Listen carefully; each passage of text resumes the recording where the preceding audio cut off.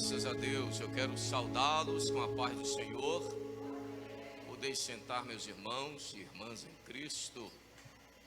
Alegro-me profundamente por estar nesta amada congregação, para juntos louvarmos e bendizermos o eterno nome de Cristo, externando a minha gratidão a Deus por mais uma vez estar com vocês, para servir a amada igreja com a exposição da palavra de Deus.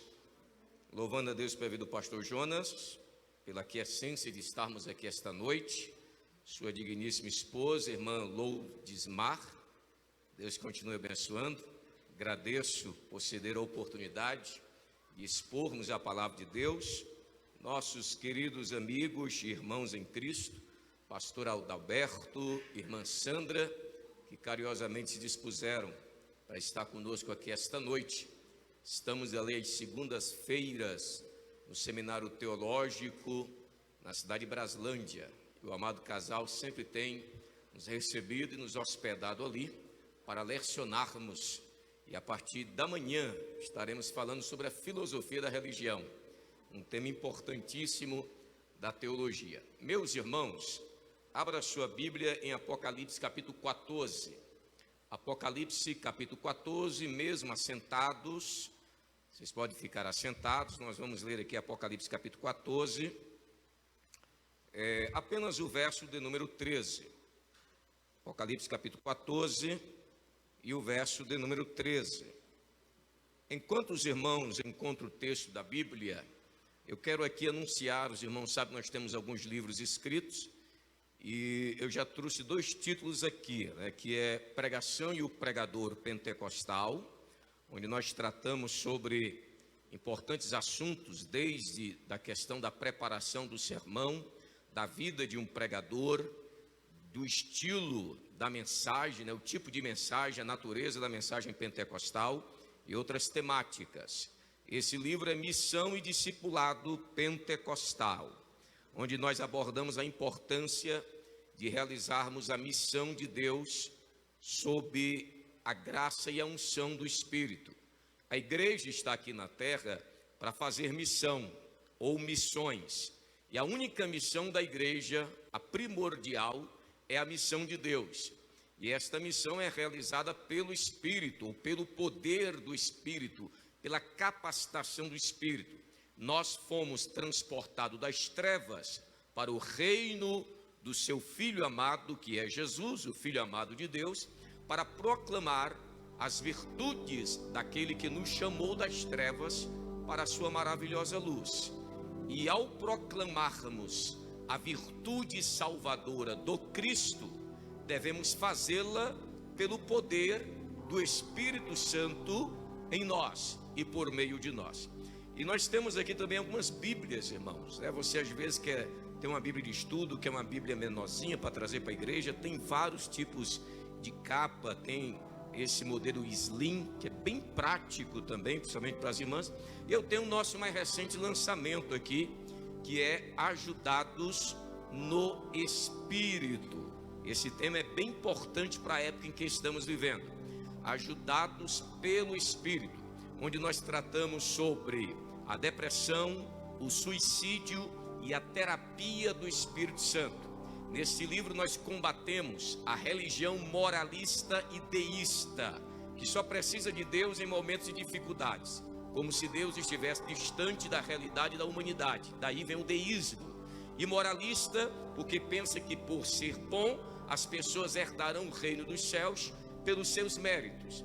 Mas o Espírito Santo nos apresenta a justiça de Cristo, que nós somos salvos por ela, e o Espírito Santo desconstrói esse deísmo, esse afastamento de Deus da nossa realidade, porque a presença do Espírito é o imediatismo de Deus. Deus está presente aqui esta noite, em nosso meio, pelo Espírito Santo.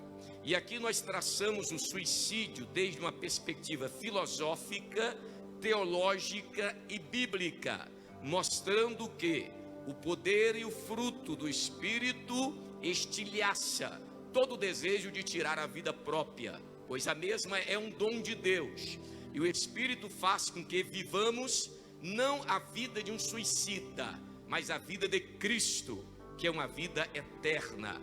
É o Espírito que torna presente a vida eterna em nós. Então, neste livro, talvez você não esteja passando por depressão, ansiedade, mas você conhece uma pessoa, e mensagens aqui irão edificar muitas vidas. Às vezes o gigante desespero, como eu falo neste livro aqui, ele nos encastela, nos aprisiona no castelo da dúvida e nos impulsiona a desistir, a tirar a nossa vida. Mas nós temos a chave que abre todas as portas, que é a palavra de Deus.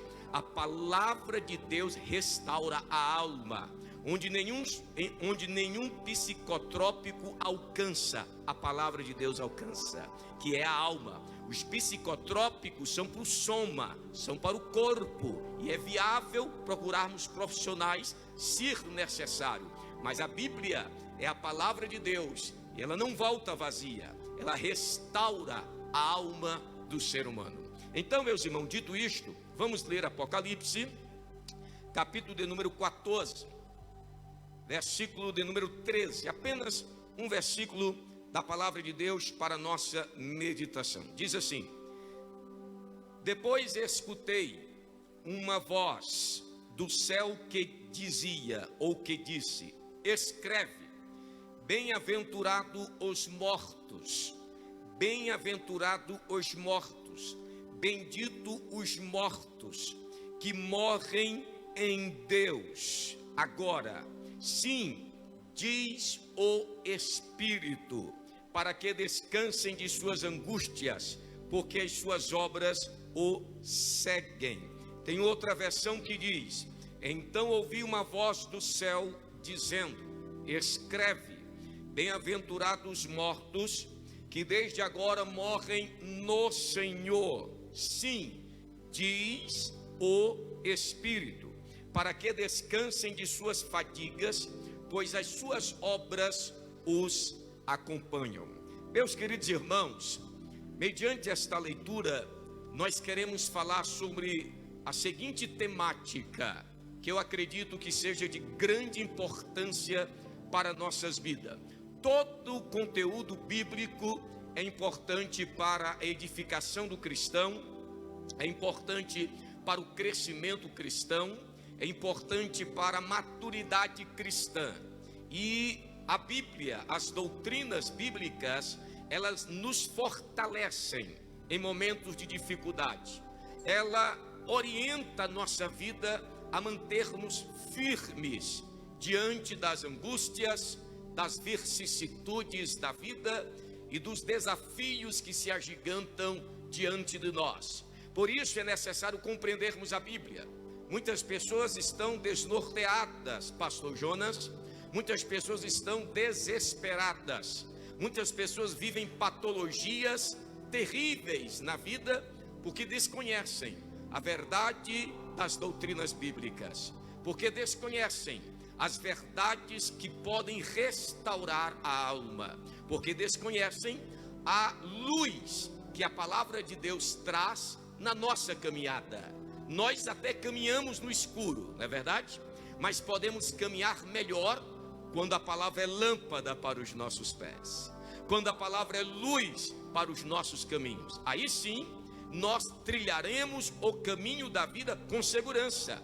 Se você entra no ABR e você não acende o farol, e muitas vezes o farol alto, porque a palavra é luz para os pés, farol baixo, podemos dizer, mas também é luz, lâmpada para o nosso caminho, é o farol alto.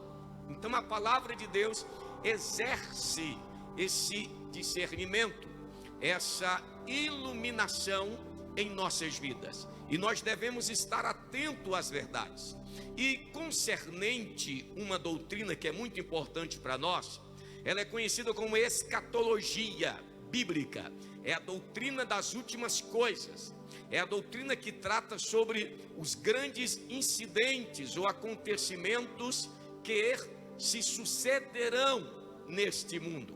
A doutrina das últimas coisas não é mera previsões, não é mera opiniões dos profetas, é a revelação de Deus sobre o estado das coisas, nos últimos dias, sobre o que há de acontecer nos últimos dias. E nós vimos aqui e ouvimos que a pastora está falando sobre a importância de congregar. E se você ler o Novo Testamento, o não congregar representa uma das apostasias dos últimos dias. Existem no Novo Testamento 4 grandes apostasias, e uma delas é a apostasia congregacional. Por isso o escritor de Hebreus, no capítulo 10, verso 20, ele disse: não deixem a vossa congregação. Na versão King James traduz melhor o grego, que diz: não deixem de vos reunirdes como igreja. Então veja que a Bíblia já prevê, já descreve, já delineia o estado das coisas nos últimos dias. A doutrina das últimas coisas, que é a escatologia bíblica, ela possui mais de 700 tópicos proféticos. Então eu teria aqui 700 pontos para falar com vocês.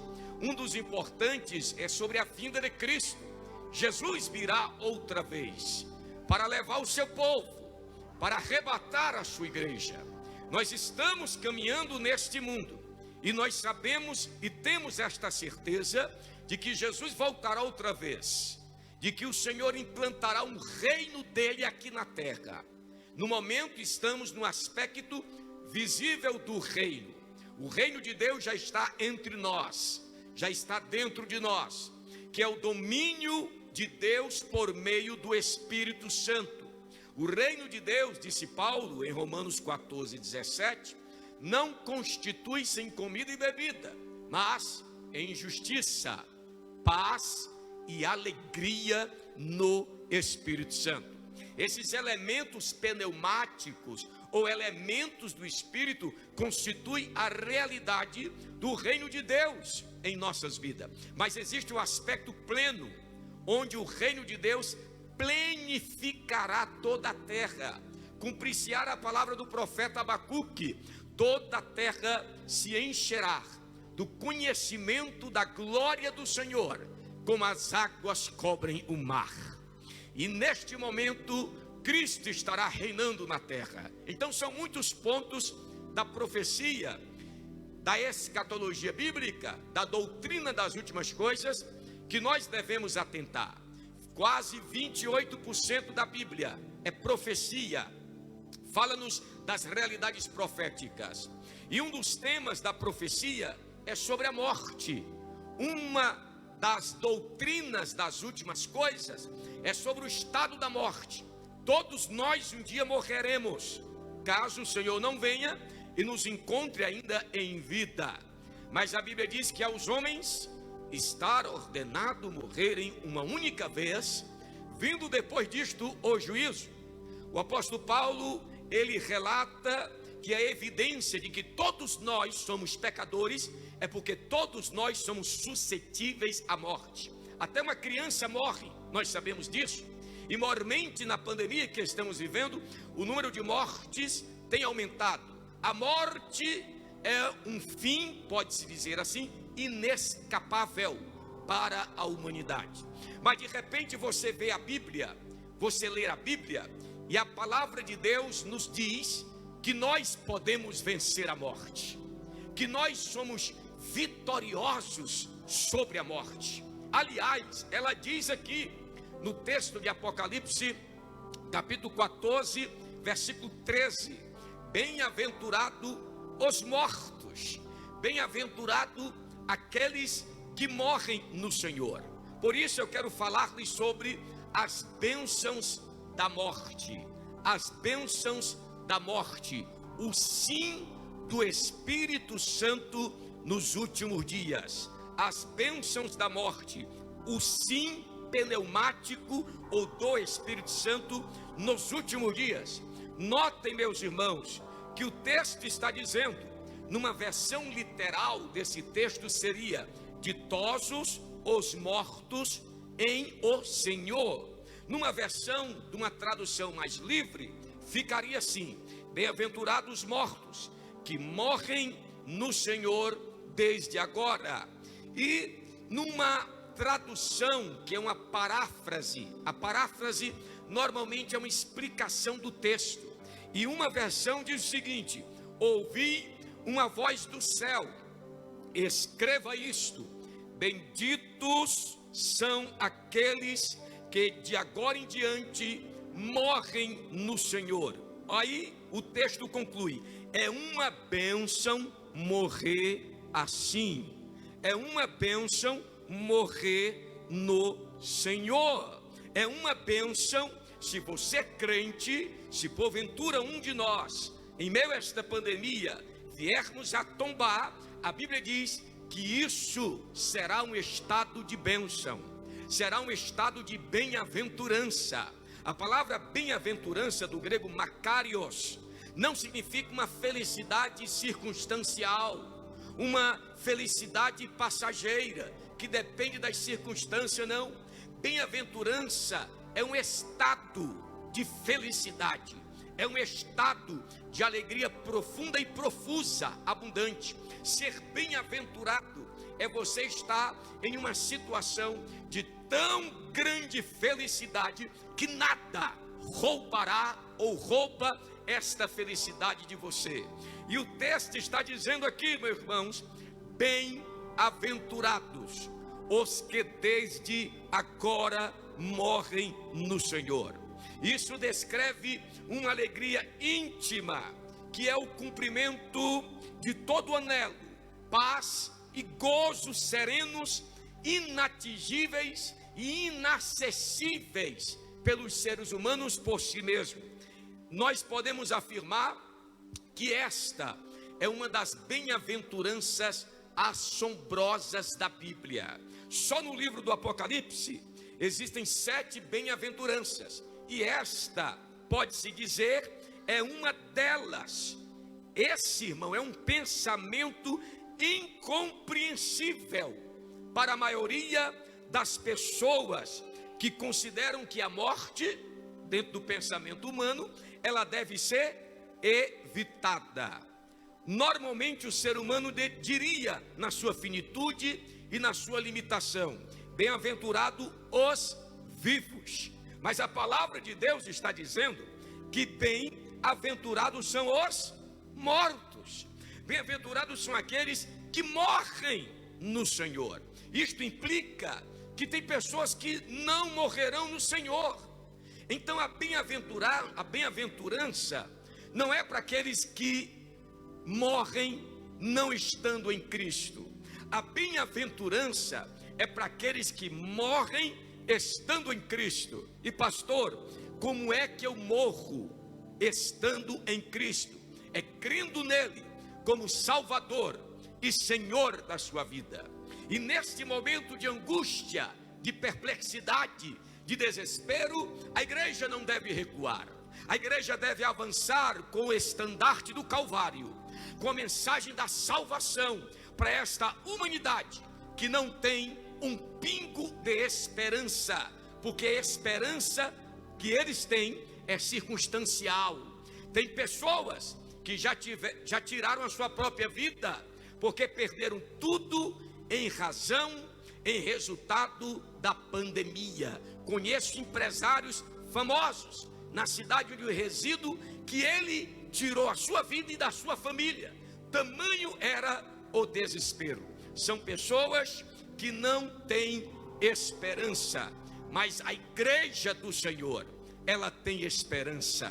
A igreja do Senhor, ela guarda a bendita esperança. A igreja do Senhor, ela descansa na bem-aventurança que é morrer no Senhor nosso Deus. Eu confesso para vocês que particularmente eu não escreveria esse texto como escritor.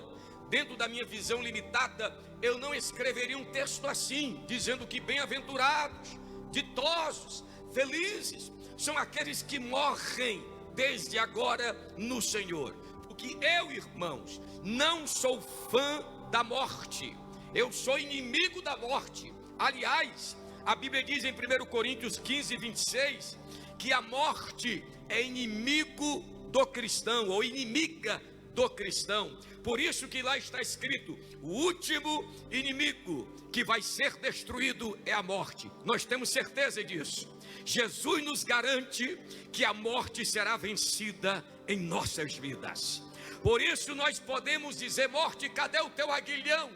Morte, cadê o teu poder? Morte, cadê a tua eficiência? Porque o nosso Cristo, ele venceu a morte e ele ressuscitou ao terceiro dia para nos dar vida.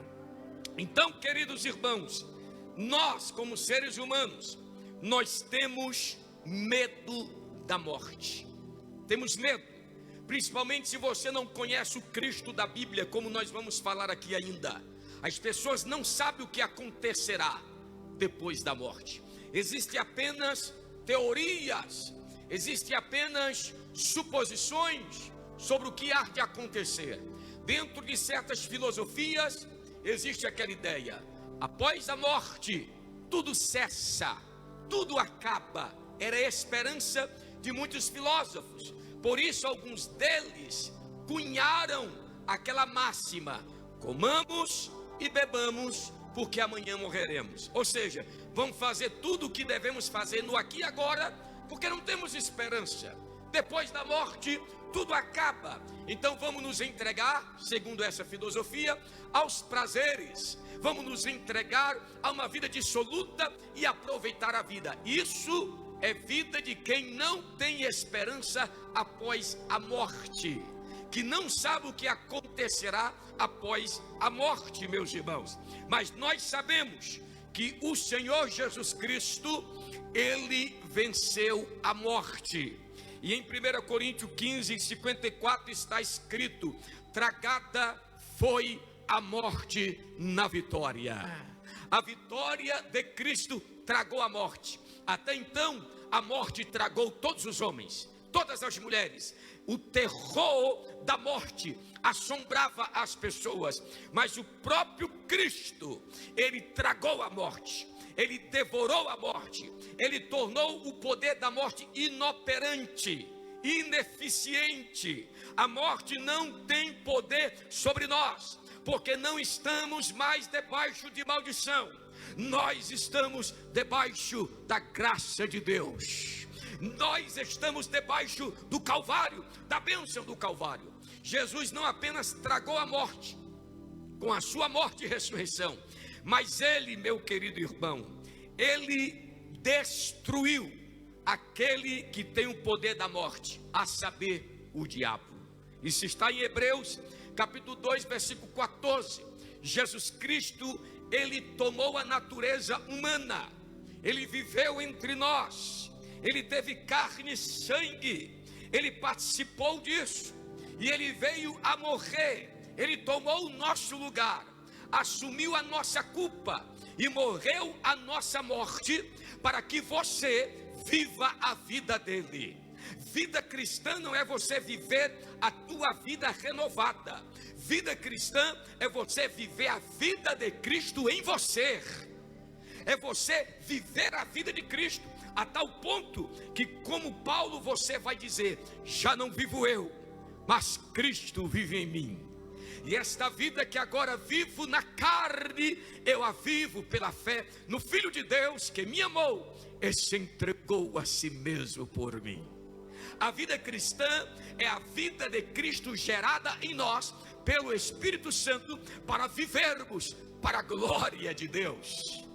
O apóstolo Paulo, escrevendo em Romanos 6, ele disse, irmãos, que se nós fomos identificados com Cristo na sua crucificação, quando ele foi morto e quando ele foi sepultado, saiba que você também é identificado com ele na sua ressurreição. Você está crucificado com Cristo, você morreu com Cristo, mas também ressuscitou com Cristo. E Paulo diz: essa ressurreição é para uma nova vida, e essa nova vida é uma geração, uma renovação pelo Espírito Santo. E enquanto estivermos aqui, o Espírito de Deus está trabalhando em nossos corações, para que a vida de Cristo seja impressa em você e em minha vida. Daí Paulo, escrevendo em 2 Coríntios capítulo 3, verso 18, ele diz: agora com o rosto descoberto, ou seja, o véu já não está mais em nossa mente, nós podemos enxergar a verdade do Evangelho. Você agora não está com um véu que te deixava na escuridão e na desesperança. O Espírito tirou o véu pelo poder da palavra. Agora você enxerga e você está sendo transformado de glória em glória, na imagem do Senhor, pelo Espírito Santo de Deus. Sabe o que é isso? É o processo da santificação. Quando o crente aceita Cristo, ele não se torna uma pessoa perfeita e justa, ele é declarado justo no justo Cristo, no justo Jesus. Mas o Espírito está aplicando na vida dele e na vida dela a justiça e a vitalidade da vida de Cristo, para que quando ele morrer, ou seja, transformado por ocasião da vinda de Cristo, ele seja ressuscitado e receba a plenitude da vida que pertence a Cristo Jesus. É o ápice da vida cristã, é o ápice da nossa santificação. Irmãos, eu confesso que eu já vivi momentos na minha vida em que eu já passei pelo vale da sombra da morte, mas confiado naquilo que está no Salmo 23, ainda que eu ande pelo vale da sombra da morte.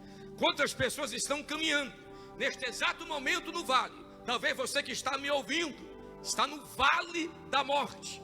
No entanto, veja, algo de sobrenatural toma conta do salmista. Ele diz: eu não temerei mal algum. O cristão não teme a morte. O cristão não teme mal algum relacionado que está presente no vale sombrio da morte. Sabe por quê? Porque ele está conosco.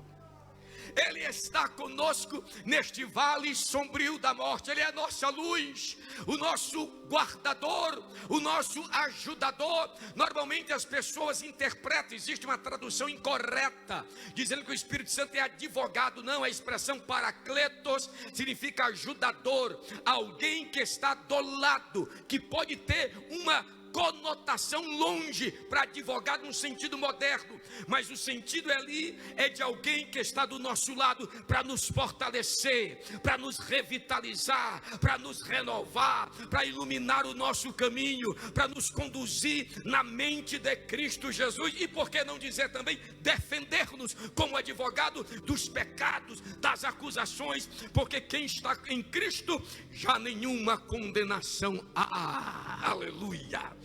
Então não devemos temer a morte, porque o Senhor está conosco, e a vara dele e o cajado, a disciplina dele e a orientação dele vai nos conduzir por este vale e vai nos consolar.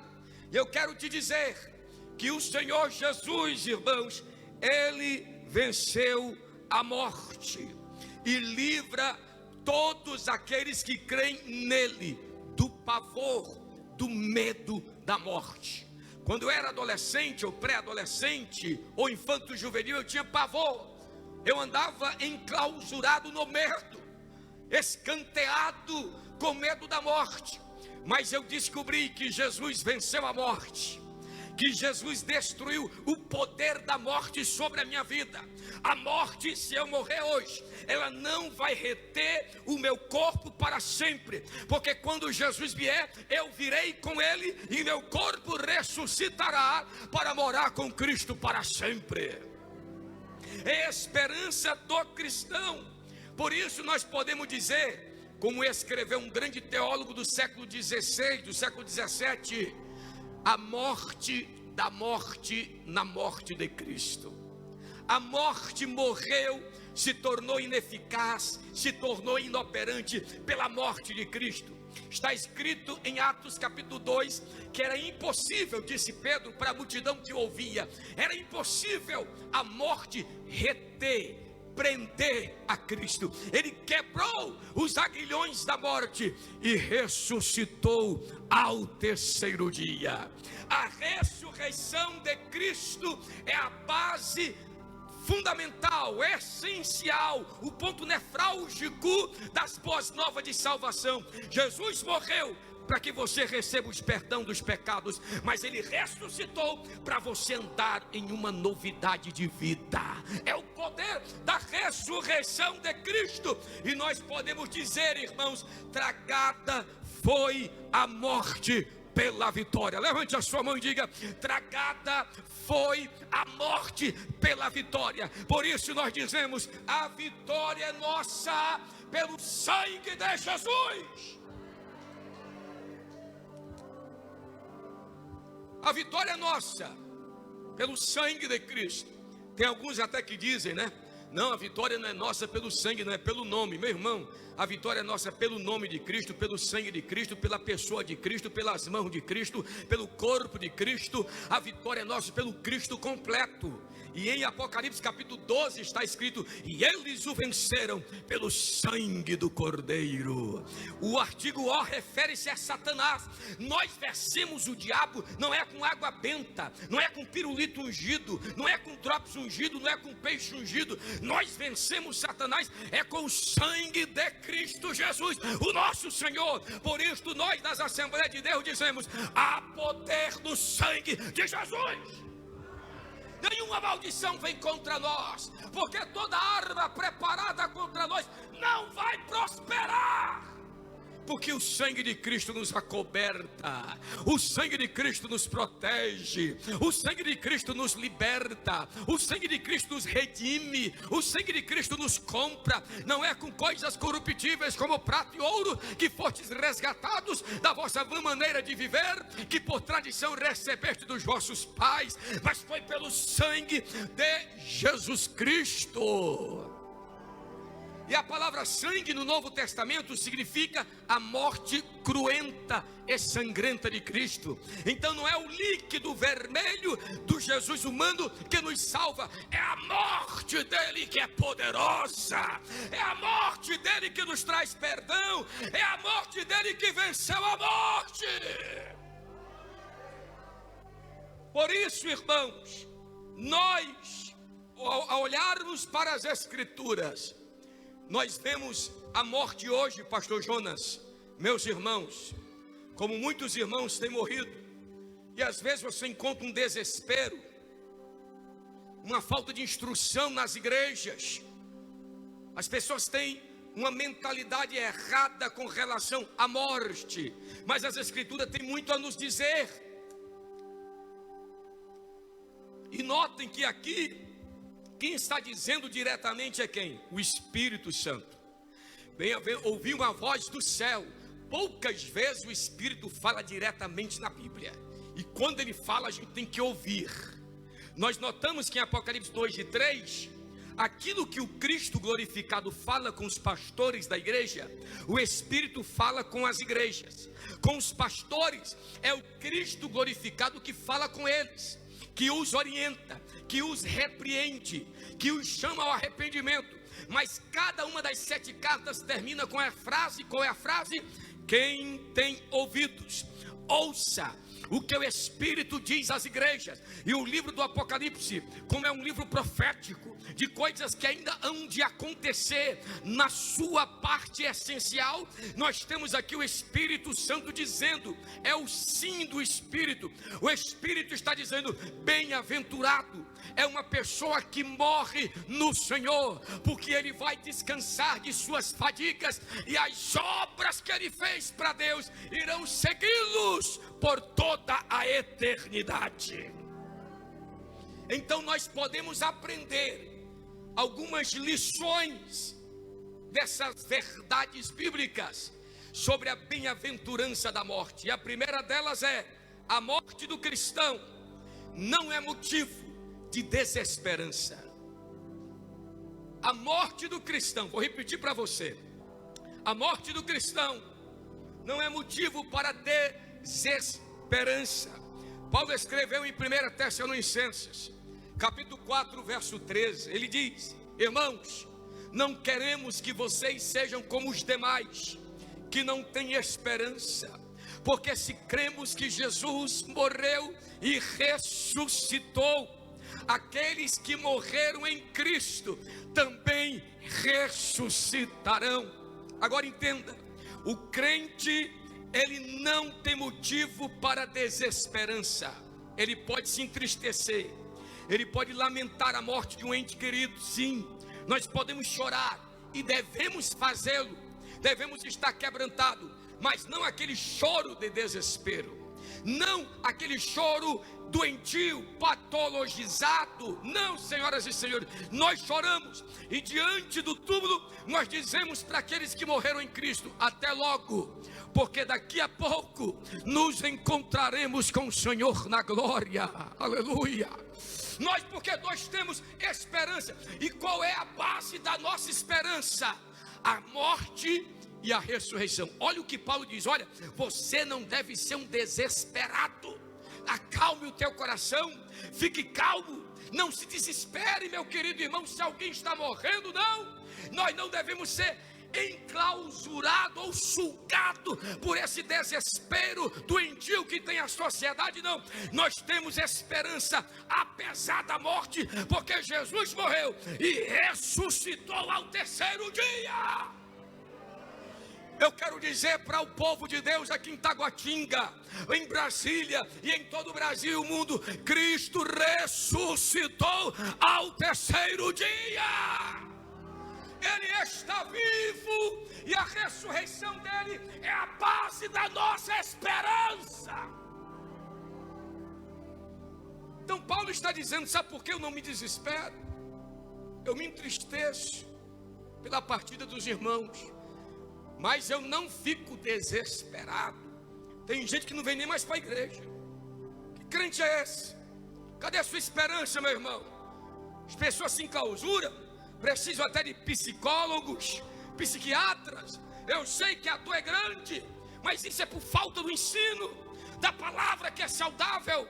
A palavra de Deus está dizendo: olha, você tem que entender que aqueles que morreram em Cristo, eles não estão perdidos, eles não estão no limbo, eles não estão no purgatório, eles não estão como almas penadas por aí, não. Eles estão com Cristo. E Paulo usa um eufemismo para a morte do cristão. Paulo diz: eles estão dormindo. A palavra dormir aqui não significa que a alma dorme. Isso é uma heresia, isso é um ensino contrário às escrituras sagradas. A alma não dorme, é o corpo que está descansando. Porque, como veremos, quando o crente morre, a alma, o espírito, a parte imaterial do cristão vai estar na presença de Cristo. E um texto para desconstruir essa teoria do sono da alma é a revelação de Mateus capítulo 17, onde Moisés e Elias aparecem no monte falando com Cristo. Moisés morreu e ele não estava dormindo lá. Olha a incoerência. Deus precisou de Moisés. Eu vou lá no hotel espiritual e chamar Moisés. Moisés, desperta aí para tu fazer um serviço ali para mim na terra. O sono da alma é incoerência. É não entender a linguagem figurada da gramática. É um eufemismo aqui, senhoras e senhores. É o corpo que está dormindo, mas a alma, o espírito espiritual, imaterial da pessoa está com Cristo, consciente e neste exato momento adorando e glorificando a Deus. Então o que Paulo está dizendo é o seguinte, no contexto do capítulo 4 de 1 Tessalonicenses: não fique desesperado, não se entristeça de uma forma que você perca a esperança. Você pode se entristecer, mas saiba que aqueles irmãos que já morreram agora, eles estão com Cristo. E quando Cristo vier, Deus vai trazer os espíritos deles com Cristo, vai descer do céu.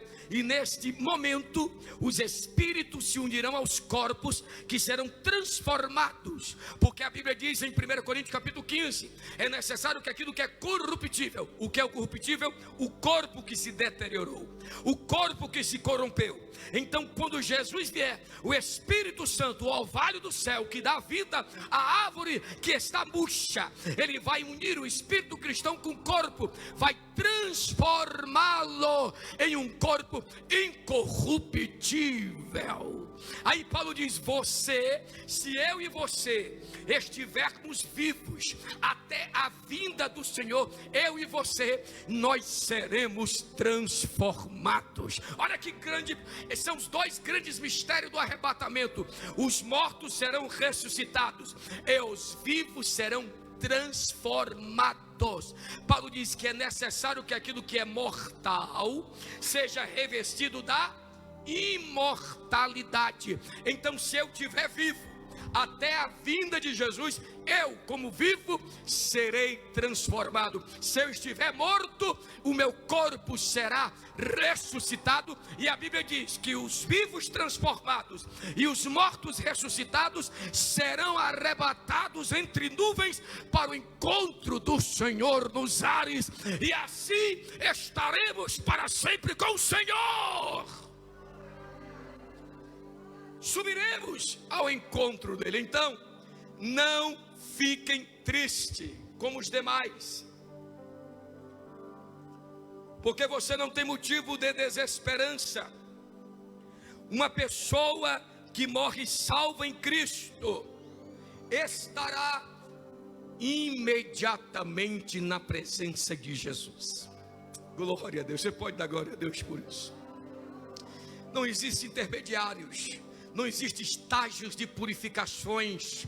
Nós já somos salvos pelo poder da morte e do sangue de Cristo. Nós já somos santificados pelo poder do Calvário. Você, meu irmão e minha irmã, se você morrer agora, em plena pandemia ou de qualquer outra coisa, saiba que você vai estar com o Senhor. Aleluia. Bem-aventurados mortos. A segunda grande verdade é que a morte do cristão é um belo e maravilhoso descanso das fadigas terrenais. A morte do cristão é um belo e maravilhoso descanso das fadigas terrenais. Olha o que o texto diz de Apocalipse, capítulo número 14, verso 13. Há duas razões para a bênção da morte. Há duas razões. A primeira, são bem-aventurados como eles viveram. Como você vive hoje vai determinar a tua bem-aventurança. O texto diz, irmãos, que eles viveram, no verso 12, eles viveram de forma a guardarem os mandamentos de Deus, a terem fé em Cristo Jesus. Por isso, eles são bem-aventurados. Então persevere, não desista. A Bíblia fala tanto da perseverança dos santos, como também da preservação dos santos. Você deve perseverar, porque Deus vai te preservar. Deus vai te preservar. Então persevere, porque nós chegaremos até a eternidade. Eles são bem-aventurados, não só por como viveram, mas também como eles morreram. Eles morreram como? Eles morreram em que estado? No estado de perdição?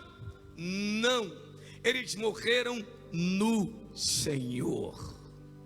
Irmãos, se é bem-aventurado morrer no Senhor, é maldição morrer sem Cristo. É perdição morrer sem Cristo.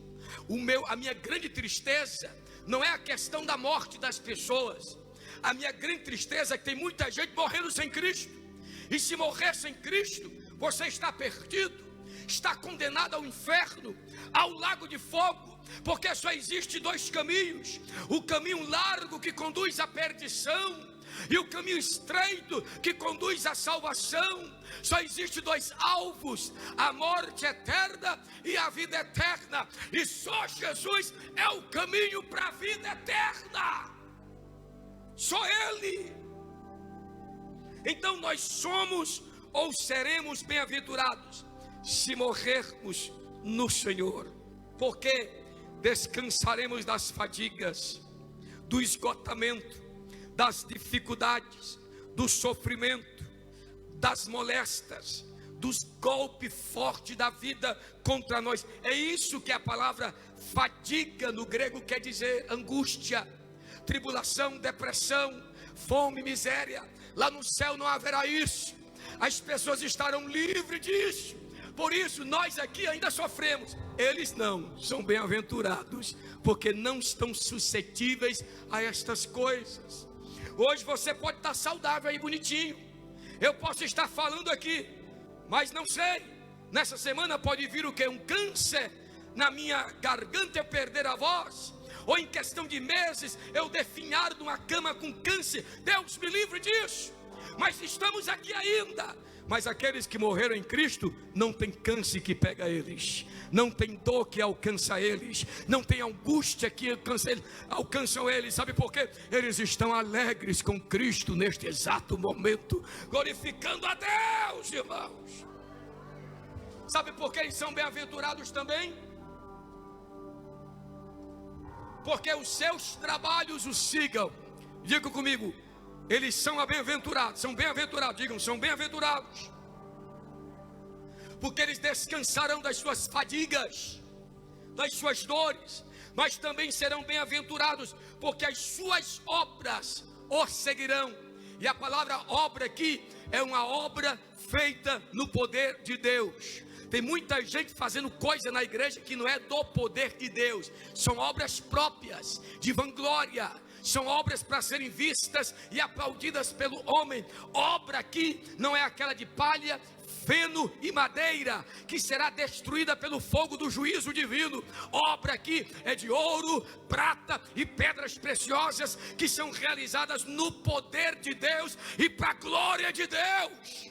Tem muitas coisas que os cristãos fazem é para receber aplausos e admiração dos homens. O que você tem que fazer aqui na terra é para a glória dele e pelo poder dele, porque isto que você faz vai te seguir por toda a eternidade, porque ele vai te recompensar. Isso é chamado de galardão, recompensa.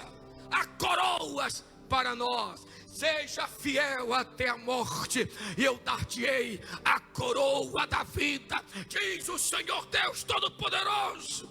Não desista, meu irmão, faça a obra de Deus, levanta a cabeça e começa a avançar, em nome de Jesus. Aleluia. Oh, como é bem-aventurado os que morrem desde agora no Senhor. E a outra lição é que a morte do cristão é um prenúncio do revestimento da habitação celestial que teremos.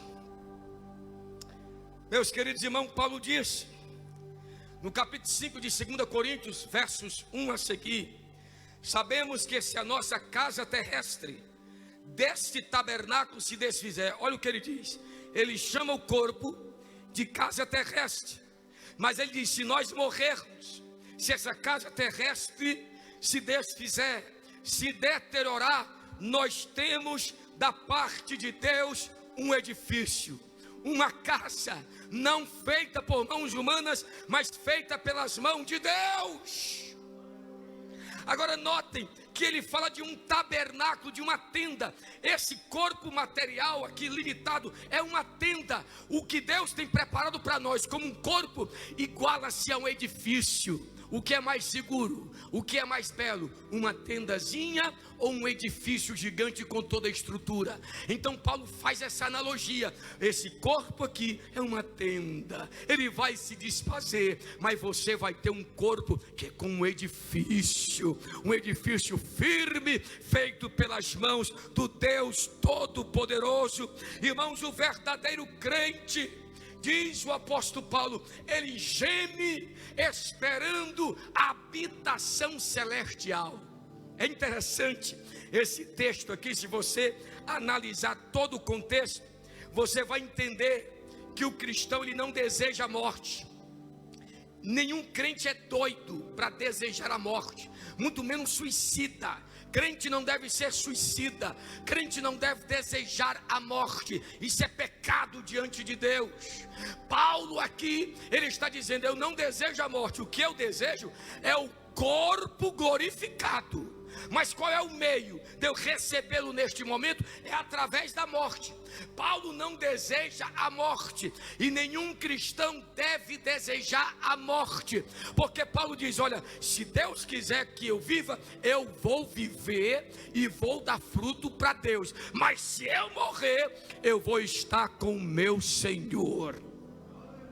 Porque o que eu desejo é sair deste corpo ferido, deste corpo de dor, deste corpo de angústia, dessa terra que está marcada pelo pecado. Nós gememos com o Espírito Santo, aguardando a redenção do nosso corpo.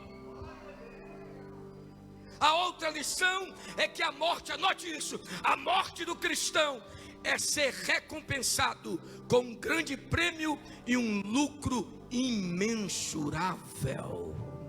Filipenses 1:21, porque para mim o viver é Cristo e o morrer é lucro, meus irmãos. Paulo não tinha medo da morte, mas ele também não era um doido de ir ao encontro da morte. O que ele entendia é que para ele, se ele morrer, é lucro, porque morrer é lucro para o cristão. Versículo 23 de Filipenses capítulo 1, porque a morte do cristão, olha que coisa linda, a morte do crente é estar com Cristo. Vou repetir para você: a morte do cristão é estar com Cristo. Paulo diz, Paulo estava preso, poderia ser sentenciado à morte, e ele disse: ora, de um e outro lado estou constrangido, tendo o desejo de partir e estar com Cristo, o que é incomparavelmente melhor. Olha a linguagem figurada que Paulo usa: o desejo de partir. O que é a morte para o cristão? É o fim? Não, é o início de uma jornada, é um partir. A palavra partir aqui vem da literatura naval, quer dizer, eu vou içar a vela do meu barco, porque eu vou atravessar o mar e vou chegar no porto. Então Paulo está dizendo: olha, se eu morrer, é como se eu estivesse içando a vela da minha vida e partindo para o porto, e estarei com Cristo, que é incomparavelmente melhor. Irmãos, morrer não é dormir, a alma não fica dormindo, é estar com Cristo. A morte é a porta de entrada a uma presença máxima, que é a presença de Cristo. A morte é um veículo que nos conduz imediatamente para a presença gloriosa de Jesus Cristo, o nosso Senhor. O estado intermediário entre a morte e a ressurreição do cristão é um estado em que ele vai ficar na presença de Cristo. Ele vai ficar com uma pessoa incomparável. A morte não é você ir para um lugar melhor. Todos nós queremos ir para um lugar melhor, não é verdade? Isso é uma percepção humana. A percepção bíblica é: a morte é estar com uma pessoa incomparável. Nós queremos estar em um lugar melhor, mas a visão bíblica, morrer é estar com uma pessoa incomparável, que é Cristo. Por isso, se você não quer Jesus, você vai para o inferno, você vai ser banido. Ele não vai te confessar diante dos homens. Mas se você quer, se você morrer hoje ou amanhã, nessa semana, nesse ano, você vai estar com Ele, meu querido irmão. Aleluia. Porque aquele que se envergonhar dele hoje, ele vai se envergonhar diante do Pai. Mas se você o confessar, ele vai dizer: olha aí, meu filho está chegando. Sabe como é que é? Você sabe como é que Cristo recebe um cristão que morre? Por exemplo, se eu ou você morremos hoje, sabe como é que nós vamos ser recebidos nos céus? A Bíblia diz em Hebreus capítulo 1, verso de número 3, que Cristo está assentado, ele venceu e está sentado à destra do Todo-Poderoso. Mas quando Estevão estava sendo apedrejado e morreu, Estevão viu Jesus como foi que ele viu? De pé. Sabe o que significa? Que quando um cristão morre, Jesus que está sentado no trono, ele se levanta para receber o seu filho. Aleluia, irmão, isso é motivo de dar glória a Deus.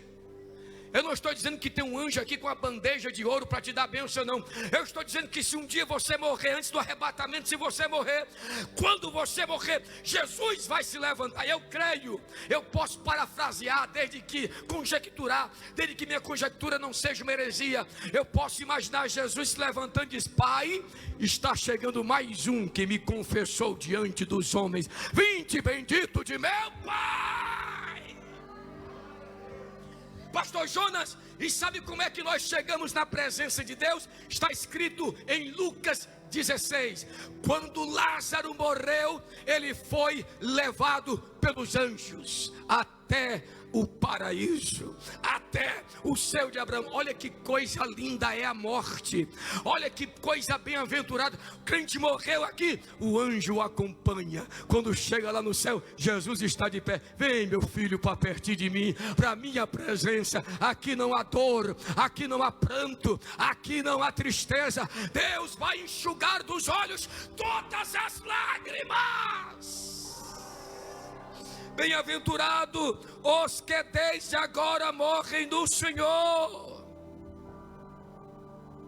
Em penúltimo lugar, sabe o que é morrer para o cristão? A morte para o cristão significa entrar no estado de adoração e comunhão perfeitas.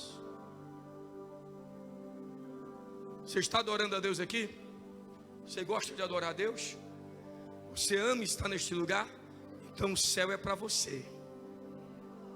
Se você tem fadiga de adoração, tem alguma coisa errada contigo. Mas se você ama estar aqui adorando o Senhor, se alegrando na presença do Senhor, se você morrer antes do arrebatamento, se estiver vivo, eu creio no arrebatamento a qualquer momento. Eu não espero a morte, eu espero a Cristo. Mas estamos sujeitos à morte. A esperança do cristão é a vinda de Cristo. Nós não esperamos a grande tribulação, nós não esperamos a manifestação do anticristo, nós esperamos a vinda de Cristo Jesus.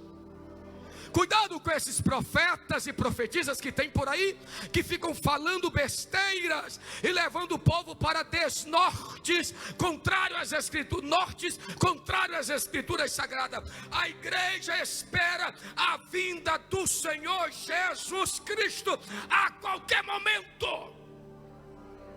Mas se você ou eu morrermos antes da vinda, nós entraremos em um estado perfeito de adoração e de louvor. Isso está em Hebreus capítulo 12, versículo 22 a 24. Você vai ver aqui que se vislumbra uma imensa assembleia reunida do povo de Deus, de todas as eras. Eles estão cultuando e adorando ao Deus único e verdadeiro, por causa do sangue de Jesus. O escritor de Hebreus diz para mim e para você, que se reúne na igreja local para adoração e para ouvir a palavra. Olha o que ele diz: mas tendes chegado ao monte Sião, à cidade do Deus vivo, a Jerusalém celestial, e as incontáveis hostes de anjos, e a universal assembleia, e a igreja dos primogênitos arrolado nos céus. A igreja dos primogênitos possivelmente são os cristãos que já morreram.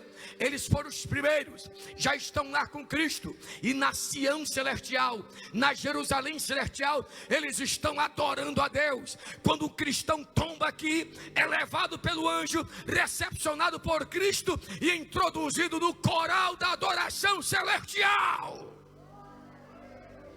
E a Bíblia diz que também nós chegamos, nós que estamos aqui, nós chegamos também ao juiz dos vivos e dos mortos, aos espíritos dos justos aperfeiçoados, possivelmente os crentes do Antigo Testamento.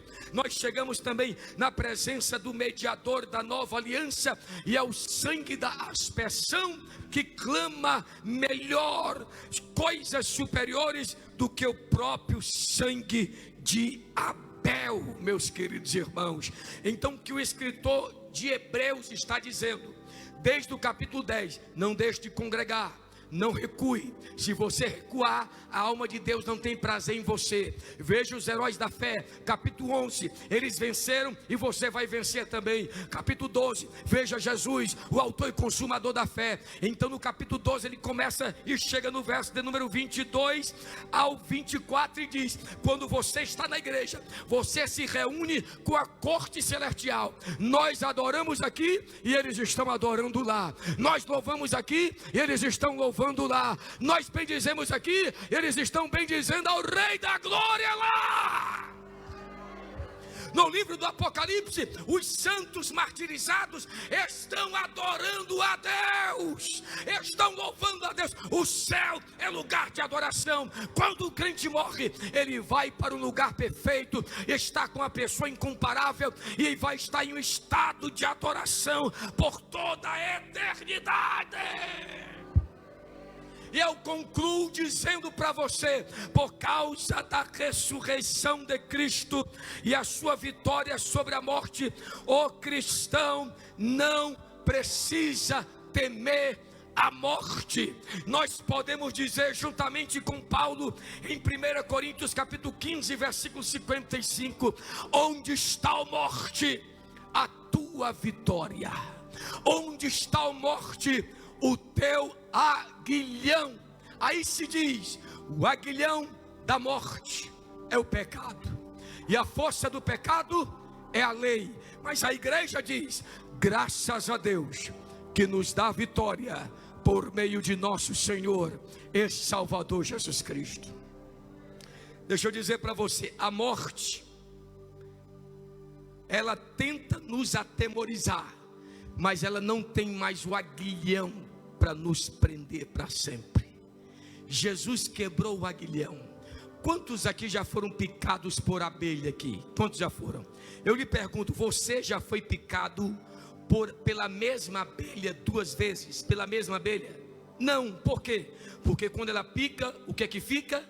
O ferrão dela. Então Paulo está comparando a morte com uma abelha. A morte picava muita gente, matava e prendia. Mas teve um dia que ela foi picar Jesus, o príncipe da vida. Quando ela picou Jesus, pá, quebrou o aguilhão dela. Então Paulo está dizendo, a morte só tem barulho. A morte é como uma abelha que só faz zunir por aí, só tem terror, mas não tem poder, porque ela foi tragada na vitória do Calvário. Fica de pé e glorifica o nome do Senhor, porque Ele ressuscitou, Ele ressuscitou, Ele ressuscitou, Ele ressuscitou, Ele ressuscitou, Ele ressuscitou. Jesus ressuscitou, e na ressurreição dele você tem vitória. A banda caia sora, menda caia dora. Ressuscitou, Ele ressuscitou. Adore a Ele aqui esta noite. Deus vai dar esperança para você. Deus está aqui para te fortalecer. Receba dele esta noite a palavra da verdade, que vai te trazer consolação e encorajamento hoje. Aleluia. Feche os olhos e comece a adorar.